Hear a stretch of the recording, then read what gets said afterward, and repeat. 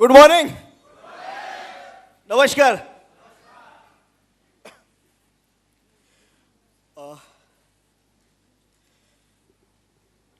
आज जितने जेंट्स लोग यहाँ बैठे हैं,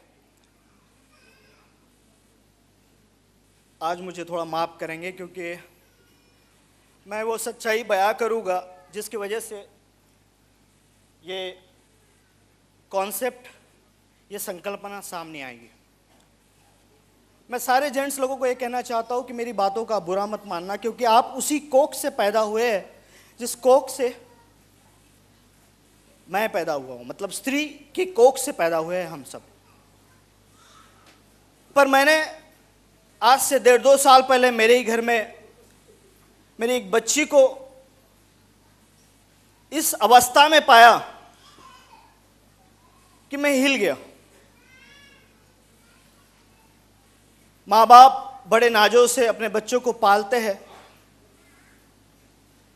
और एक घर पे एक पराये इंसान के हवाले कर देते हैं।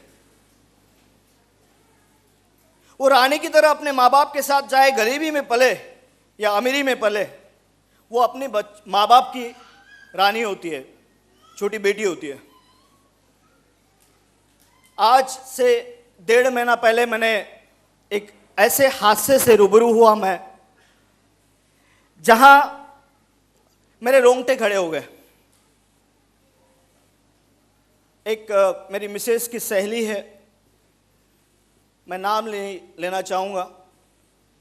उस बच्ची की 8 साल पहले शादी हुई। दिखने में बहुत सुंदर, बीएससी करके बस एमएससी को उसका एडमिशन होने वाला था।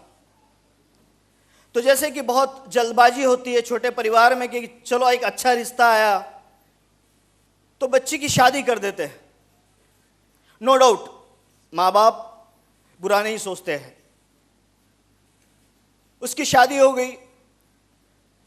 जिनके साथ शादी हुई वो 2nd क्लास ऑफिसर, जिसका सैलरी कम से कम 25 से 30 हज़ार है।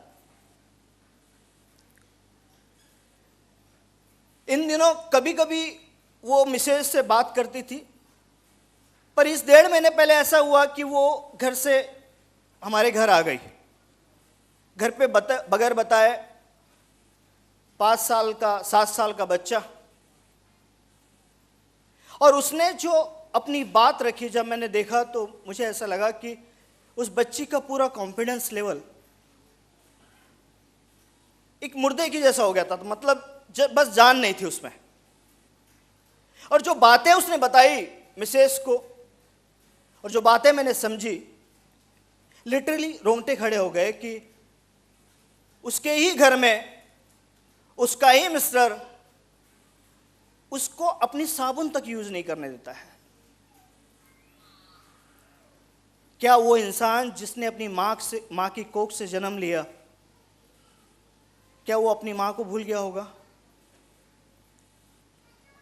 14 साल का था, मां गुजरी मेरी। 4 साल में घर छोड़ा, लेकिन वो 4 साल के मां के संस्कारों की वजह से मैं यहां हूं। और उसके बाद चढ़ता उतरता गया, तब सहारा अगर दिया है तो फिर एक स्त्री ने, जो धर्मपत्नी बन के आई। स्त्री के साथ ऐसा व्यवहार बार बार क्यों होता है? ये कुछ और कारण नहीं है। शादी हो जाए, 1-2 साल बहुत अच्छा चलता है, लेकिन वो बिचारी अपना पूरा कैरियर छोड़ के जब चूल्हे चौकी में लग जाती है तो उसको हर चीज के लिए हाथ फैलाना पड़ता है। और मुझे लगता है कि जब जब वो हाथ फैलाती है तब तब उसके स्वाभिमान की धज्जियां उड़ती है। आज ऊपर वाले ने मुझे सबसे खूबसूरत तोहफा दिया है कि एक जितेश नशीने ने तो ये कसम खा ली है कि 2015 तक इसी हाथ से हजारों महिलाओं के घरों में उनके नाम से लाखों रुपए के चेक मैं भेजूंगा।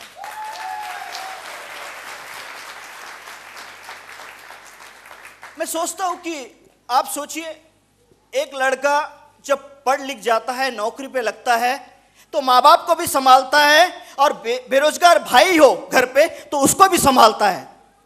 लेकिन वही एक लड़की, जब उसके माँ बाप के सिर्फ लड़कियां ही घर में हो और वो ब्याह ही चले जाए, शादी हो जाए उनकी, तो माँ और बाप तिल तिल मरते होते हैं, क्योंकि उनके पास उनकी बेटी आज नहीं आ सकती। और इसलिए नहीं आ सकती, उनके लिए कुछ नहीं कर सकती, क्योंकि वो अपने ही लिए, अपने ही छोटी छोटी चीजों के लिए अपने आदमी के आगे, अपने पति के आगे हाथ फैलाती है। बड़ा ही अलग सिद्धांत और संस्कार बनाए हमने कि एक भाई, एक बेटा अपने माँ बाप को पाल सकता है, एक बेरोजगार भाई को और बिन भाई बहन को भी पाल सकता है, लेकिन एक स्त्री अपने परिवार को जब शादी होने के बाद बिल्कुल विपरीत हो जाता है। और जब वो घर पे फोन करती है, जब इधर इधर तकलीफ होती है उसको आदमी से, और जब घर पे फोन करती है, कहती है माँ को, माँ मुझे बहुत तकलीफ है। भाई को कहती है, भाई तूने तो कहा था कि मैं रानी जैसी रहूंगी वहां पर, मुझे बहुत तकलीफ है। जानते हो मैंने भाई को फोन पे क्या कहते सुना? भाई को यह कहते सुना कि तेरी शादी हो गई, अब तेरा जीना मरना वहीं पर है। अगर यही बात कोई लड़का अगर करता अपने माँ बाप को फोन करके या अपने भाई को फोन करके कि मैं किसी स्त्री से परेशान हूं, ये जवाब मिलता उसको? नहीं। पर माँ बाप और भाई ये जवाब देते क्यों है? माँ बाप और भाई जवाब इसलिए देते हैं क्योंकि लड़की तो बस एक बोझ थी, उसने तो कुछ कमाई करके हमको देना नहीं है ना।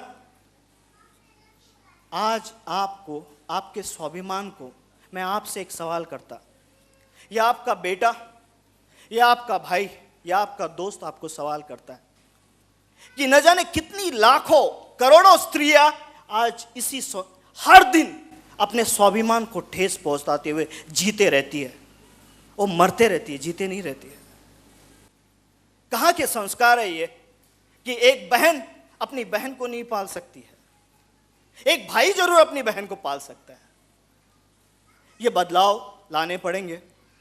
और यकीन मानिए कि मुझे एक बात समझ में आई ये सोचने के बाद कि अगर स्त्री का स्वाभिमान खत्म होगा उसके हाथ फैलाने से, तो यकीन मानना एक दिन स्वाभिमानी बच्चे पैदा होने बंद हो जाएंगे।